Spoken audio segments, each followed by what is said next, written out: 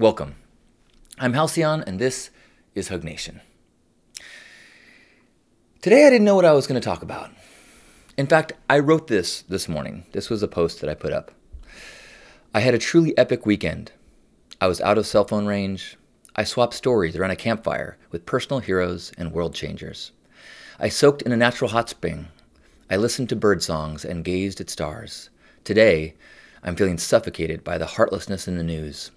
24 hours ago, I felt the divine connection between my fellow humans, and now witness the cruelty and division we are also capable of. And I said, Live Hug Nation is in an hour. No idea what I'm going to talk about.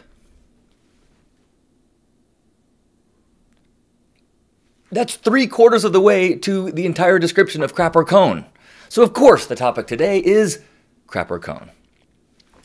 The concept of crap or cone is a little mental mantra, a little phrase that will help snap you into appreciation and help refocus when you are in a place of frustration. And it is this concept, if you are not familiar with it, it is that at every moment in your life, you have got an ice cream cone in one hand and you've got the other foot in dog crap. At every moment in your life, you've got aches and pains and people that don't like you. You've got work that needs to get done, and you've also, at the same time, the exact same time, you've got laughing babies and your favorite food and sunsets. And the degree in which you appreciate your life and you enjoy life, the degree in which you live in heaven or hell, is determined by where you place your focus. And it isn't to pretend that there is no crap in the world.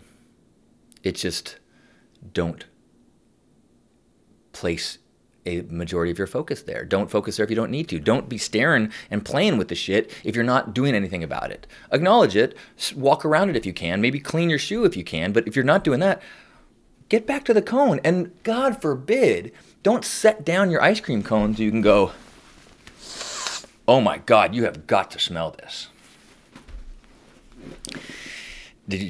I was a little worried that I was not going to be able to get my foot that high. I hadn't done that gesture for quite a while. That gesture might be a younger man's game. But anyway, the point is, crap or cone is a acknowledgement that at every time, always, there is wonderful, amazing things in your world. When you get caught up in focusing on the crap, which is very easy to do, our culture kind of steers us that way, you almost can't believe there's good things. All you can do is you start making a list of all the things that suck. And so crap or cone is that, like, wait a minute, that's impossible. Everything can't suck. There's got to be good stuff. What is it? And just that exercise of training yourself, noticing, wait a minute, if I'm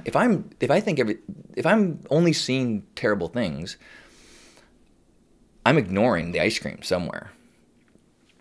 So that awareness this morning of talking about how incredible my weekend was and then being baffled by the cruelty in the world is like, oh, well, I was talking about my cone and then wondering why I can't enjoy my cone because I keep watching Facebook videos and articles about crap, articles about political things.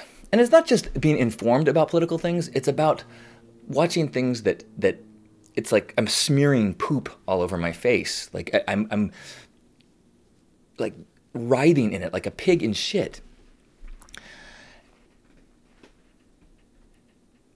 And so, yeah, today the topic is crap or cone. So I want to share a little bit of my crap or cones that's in my world right now and from this weekend.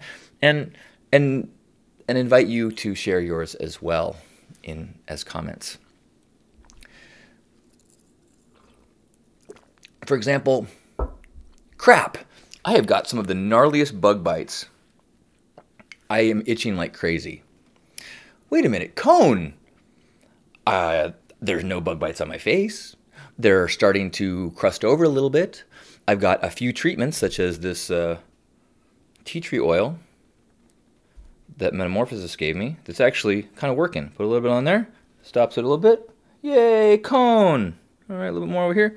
Cone. Crap, I banged my knee this weekend while camping. Cone. Not so bad that I couldn't go on some amazing hikes. there was so much cone this weekend, and I think maybe that was why it was like I was soaking, like living in a house-sized bowl of ice cream all weekend long, and then when I got out of the ice cream bowl and all I had was, scoops of ice cream or memories of ice cream and ice cream all over my body, it felt like the transition, the juxtaposition from so much awesome to pretty damn awesome just was so much that's why the crap kind of infiltrated into my mindset. So what happened this weekend?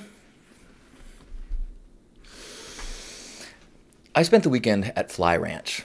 Fly Ranch is the property that the Burning Man organization purchased a few years ago.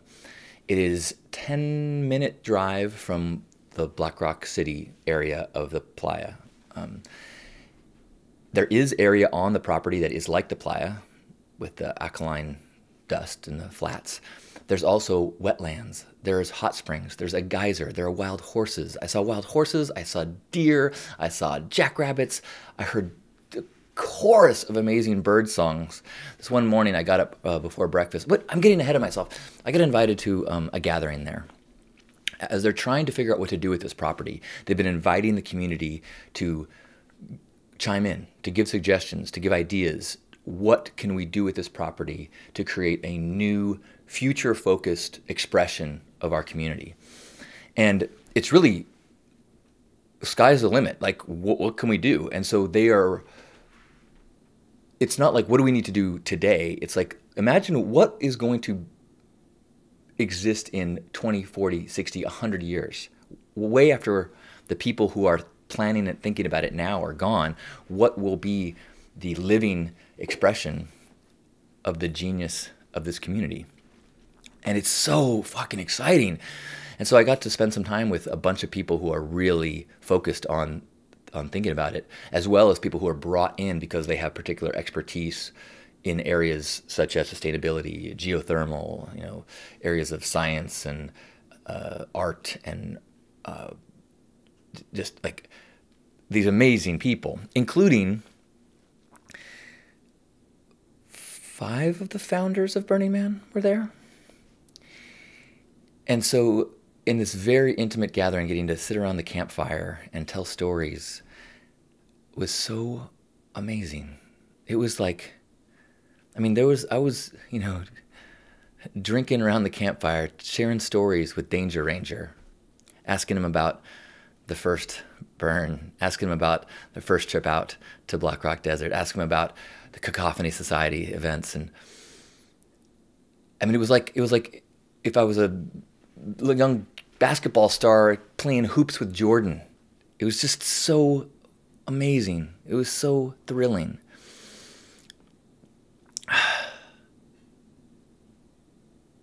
And I got to meet people who are the exact antidote to everything I'm seeing in the news.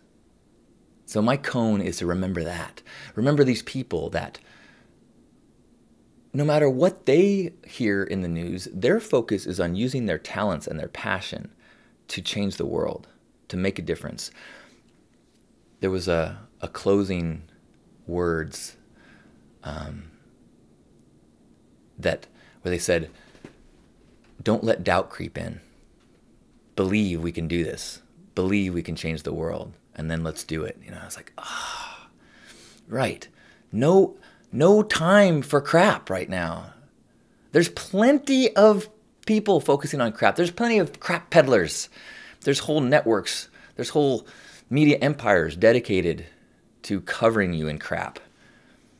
So having the focus towards the cone, having the ability to not let doubt creep in, having the ability to believe that it is worth the effort to try. Yes, no matter what, you can't look at the whole world as you hear about it from the news and then try to make evaluations on your place in it. You've got to look at your world, feel your world, and act from that feeling of where you're at. This weekend I was totally offline. I had no access to cell phones, no access to any technology, which was so weird. I realized there's so many times over the weekend when I realized how dependent I'd become on technology.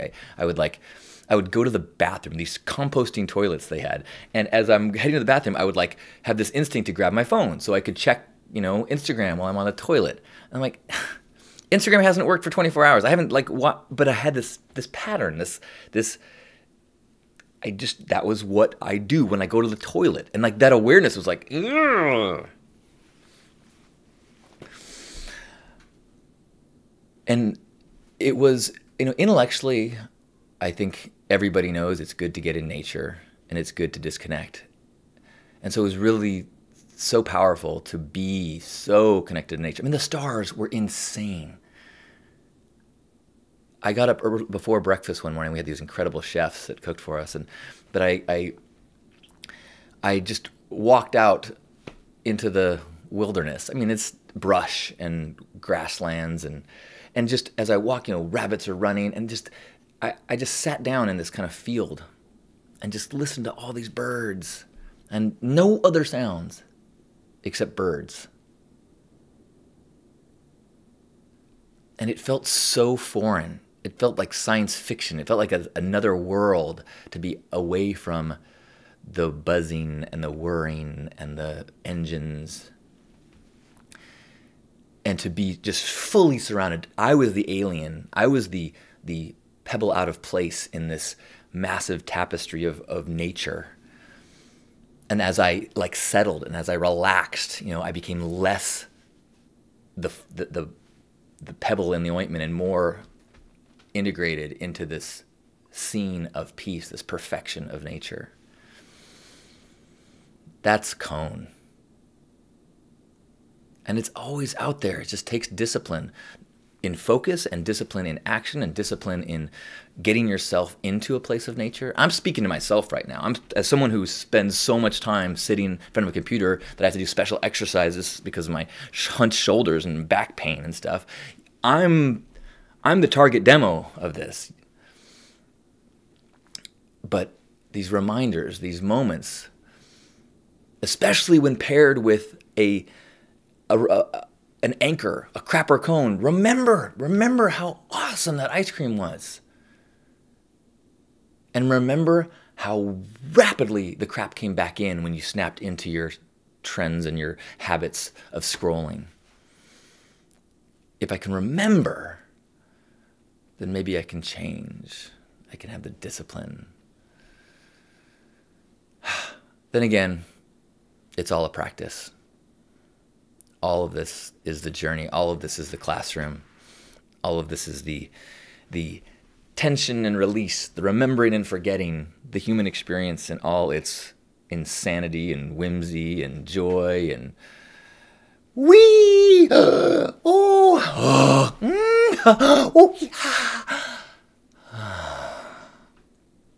So thanks for being such a significant part of my Cone. Thank you for giving me the opportunity and the practice of coming here and forcing me, or at least allowing me, or facilitating, or making space for me having this practice and being able to focus back on the Cone and hopefully reminding you. And so if you want to share in comments some of your Cone, and if you had a turnaround, share the crap and the Cone, because they're always both there. And there's nothing wrong with getting a little preoccupied with crap, as long as you eventually go, whoops, the ice cream is melting, back to the Cone. Thanks for being a part of my Cone. Thanks for helping me feel this avalanche of ice cream. I love you. Let's have a hug. Grab yourself by the shoulders. Oh, and keep in mind all the incredible Cone experiences of this body, the sensations. What an incredible spaceship to travel through the unfolding of this universe, to experience all the fertile landscapes and interesting things and people and sounds. Whee! Thank you, body. And thank you, thoughts and emotions, for the drama. Even if we get caught up in it and we forget who we really are and we forget our truth, Still, the ride is so thrilling. Thank you, thoughts and emotions. But beneath the body and beneath the thoughts is that energetic truth, that divine flow of love. And for 3 breaths, let's just be that. Beyond thoughts, beyond gratitude, beyond crap or cone, just being the love in 3 breaths, part of the oneness of it all. In through the nose.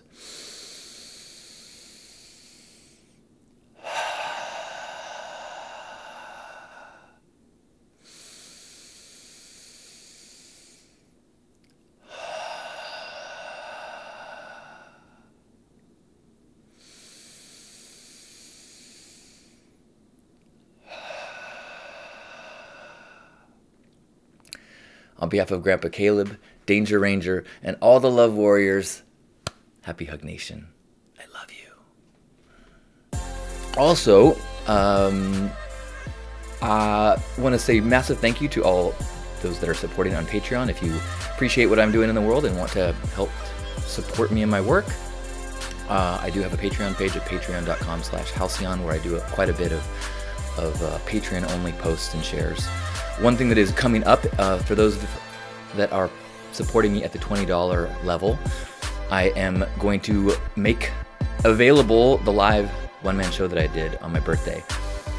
Wasn't going to make it viewable. I was just kind of going to keep it in the old personal archives, but gonna make it, gonna put it up line for now, or once it's done edited, which will be any day now. So kind of will be fun to share. There might be other plans in the future. There might be a tour in the future. We don't know. But if you are dying to see it, the Patreon $20 level will give you access to Naked Inside and Out, my one-man show.